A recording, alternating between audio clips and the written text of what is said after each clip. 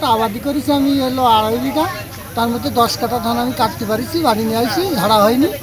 তারপরে এখন এই যে 2:30-3টার দিকে যে বৃষ্টি হয়েছে, হওয়ার পরে আর মাঠে খানিক যেয়ে দেখি তাতে আর কিচ্ছু নাই, আর ফিরে আর কোনো জায়গায় যাইনি, ভুলতেই বসে আছি।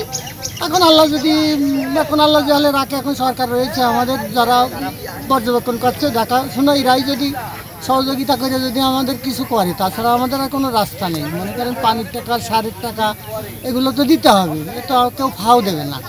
তার ভিতর দিয়ে এখন যা হয় তাই হবে। এখন খাওয়া দাওয়ারও এই অবস্থা হবে, গরু আছে তাদেরও খাওয়ারও হচ্ছে না। এই যে বিশাল রেস, এখন তো কাটতে গেলেও আর এক ঝামেলা, কেটেও ঘরবে না, বান্ধাও যাবে না। তারপরেও হচ্ছে এই তো এখন গাড়ি ভাড়া লাগবে, বহুত মানে সমস্যার তো শেষ নেই, সমস্যার আর কোনো শেষ নেই। এখন আর কী বলবো, বলার মতো কিছু নেই।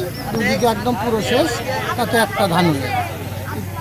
এইটুকুই বললাম, আর কী বলবো এখন বলার মতো তেমন তার কিছু তো। আর তো মুখ দেওয়ার কথা বেরোচ্ছে না, বাড়িতে কোনো কথাবার্তাই তো বলার মতো নেই। মনে হচ্ছে যে যা বলছে আরও শরীরের মধ্যে এমনিই গরম হচ্ছে। কিন্তু তো মানুষই করলে এত বল কী হতো না, তো সেটা তো মানুষই জানতো, আল্লাহ করেছে। যদি এখন সবার সহযোগিতায়, যদি সরকার আছে, সরকার যদি দেখাশোনা তো কিছুটা সহানুভূতি করে, তাহলে হয়তো দিনাদায় কী করে দিতে পারবো, খাতি পারি আর না পারি। এখন দেখা হচ্ছে যে আল্লাহ যে হালে রাখি সেই হালে থাকবে।